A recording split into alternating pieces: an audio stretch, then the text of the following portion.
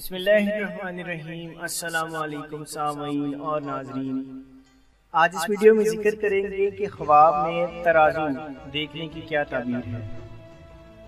حضرت ابن سیرین رحمۃ اللہ تعالی علیہ فرماتے ہیں کہ ترازو خواب میں قاضی ہے۔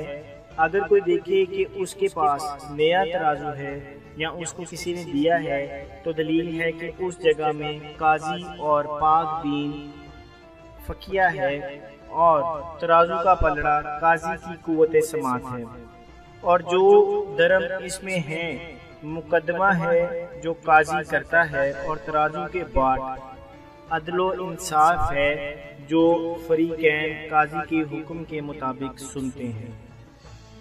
اگر کوئی دیکھے کہ ترازو کے دونوں پلڑے بالکل برابر ہیں تو دلیل ہے کہ قاضی عادل ہے، اور اگر دیکھے کہ ترازو درست نہیں ہے تو دلیل ہے کہ قاضی راست اور منصف نہیں ہے، حکومت میں ایک طرف کو مائل ہے۔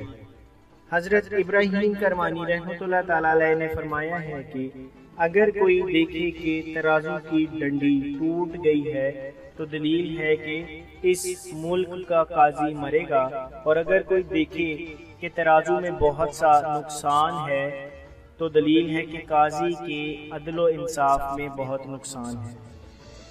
حضرت جابر مغربی رحمۃ اللہ تعالی علیہ نے فرمایا ہے کہ ترازو کا خواب میں درست کرنا اور بطور تحفہ و سوغات بنانا قاضی کی عذاب دوزخ سے نجات اور رستگاری ہے۔ ناظرین، یہاں رستگاری سے مراد خلاصی اور نجات ہے۔ جزاک اللہ۔